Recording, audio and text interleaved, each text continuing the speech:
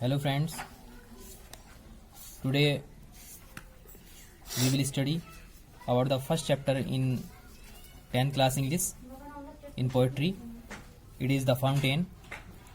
Poet is James Russell Lowell. इस poem में क्या बताया गया है, थीम ऑफ द पोएम या समरी ऑफ द पोएम में क्लियर बता दिया जाता है।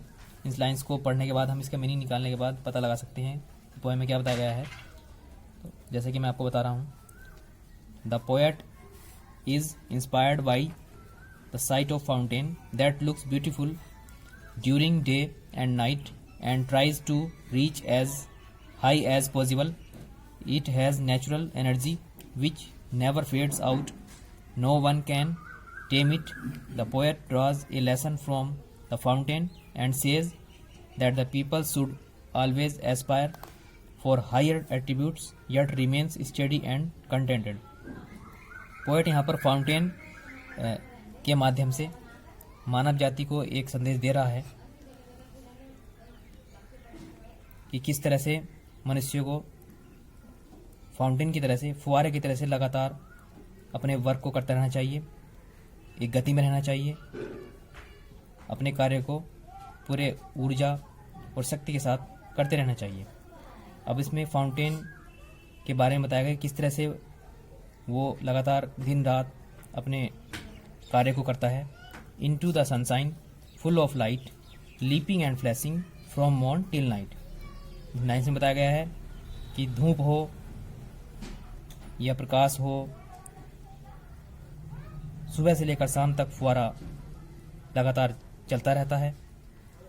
Into the moonlight wider than snow waving so flower like when the winds blow. चांदनी में बर्फ की तरह से सफ़ेद, एक फूल की तरह से, जैसे फूल हिलता है इसी तरह से जैसे हवा में फूल हिलता है, फुहारा भी लगातार दिन रात चलता रहता है, अपने कार्य को करता रहता है। Into the starlight rushing and spray happy at midnight happy and day. Means चाहे तारों की चमक हो, लगातार आधी रात हो, दिन हो, कैसा भी समय हो, फुहारा लगातार अपने कार्य को करता रहता है, चलता रहता है, बहता रहता है और मनुष्य जाति को यह संदेश देता है कि वह भी अपने कार्य को लगन से, मेहनत से, शक्ति के साथ, ऊर्जा के साथ करते रहें। Ever in motion blithesome and cheery still climbing heavenward never a very.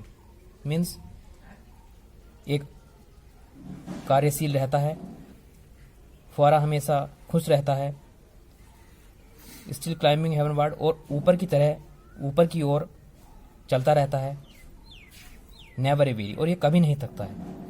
तो ये मैसेज देता है मानव जाति को कि हमें भी लगातार अपने कार्य को बिना थके करते रहना चाहिए। Glad of all brother still seeming best upward और downward motion thy rest. Glad of all brother सभी मौसम में ये फुहारा खुश रहता है, स्टिल सीमिंग वेस्ट और बहुत ही हमेशा सबसे अच्छा दिखाई देता है, अपवर्ड और डाउनवर्ड कभी ऊपर चलता है कभी नीचे गिरता है, मोशन दाई रेस्ट बिना किसी बिना आराम किए ये लगातार चलता रहता है, अपने कार्य को करता रहता है। Full of nature nothing can time changed every moment ever the same. Full of nature प्रकृति से भरा हुआ है, नथिंग कैन टेम कोई इसको बांध नहीं सकता है, कोई नियंत्रण नहीं कर सकता है। चेंज एवरी मोमेंट हर क्षण ये बदलता रहता है, कभी कम कभी ज़्यादा तेज, कभी धीमा कभी तेज, पर लगातार एक जैसा रहता है। मीन्स लगातार अपना कार्य करता रहता है, बहता रहता है। Ceaseless spring ceaseless content darkness और sunshine the element. Means ceaseless spring बिना रुकने वाली प्रेरणा है, बिना रुकने वाले संतोष है।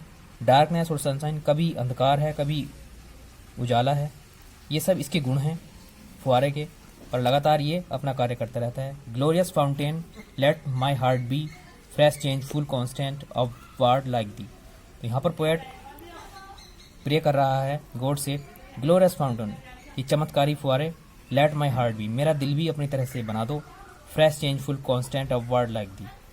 तुम्हारी तरह से मेरा हार्ट भी चेंजफुल हो, बदलता रहे, स्थिर हो और ऊपर की तरफ या नीचे की तरफ गतिमान रहे, पर लगातार क्रियाशील रहे।